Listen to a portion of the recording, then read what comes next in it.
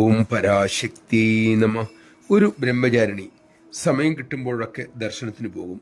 ഒരു ദർശനവേളയിൽ അമ്മ ചോദിച്ചു, മോൾ എന്താ ചിരിക്കാത്തത്? അവർ ഒന്നും പറഞ്ഞില്ല. പലപ്പോഴും അമ്മ ഇക്കാര്യം അവരെ ഓർമ്മിപ്പിച്ചു. ഒരു ദിവസം അമ്മ അവരുടെ ചുണ്ടിൽ തൻ്റെ പെരുവിരലും ചൂണ്ടുവിരലും കൊണ്ട് വലിച്ചു പിടിച്ചു. പിന്നെ ഒരു ഓറഞ്ചല്ലി പല്ലിനിടയിൽ വെച്ചു. എന്നിട്ട് അരളി, ഞാൻ പറഞ്ഞാൽ നീ അനുസരിക്കില്ല, അതുകൊണ്ട് ഇങ്ങനെ ചുണ്ടും പിളർത്തി ഇരിക്കുക, 1 മണിക്കൂർ ഇവിടെ ഇരിക്കൂ. അതിനുശേഷം അമ്മ ദർശനം തുടർന്നു. ഭക്തജനങ്ങൾ ആ കാഴ്ച കണ്ട് ചിരിച്ചുപോയി. ഓരോരുത്തരും ഓരോ കമന്റുകൾ പറയാനും ആരംഭിച്ചു. ബ്രഹ്മചാരിണി ഓറഞ്ചിന്റെ അല്ലയും വായിൽ വെച്ച് അതേ ഇരിപ്പ് തുടർന്നു. ഒടുവിൽ ആ സാഹചര്യം ഉൾക്കൊള്ളാൻ അവർ തയ്യാറായി.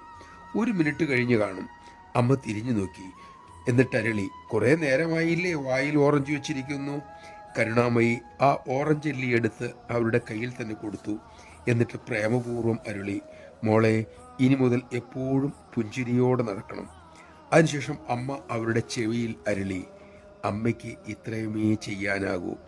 ശരിയായ പുഞ്ചിരി ഉള്ളിൽ നിന്നും വരണം മോളെ. നമഃശിവായ.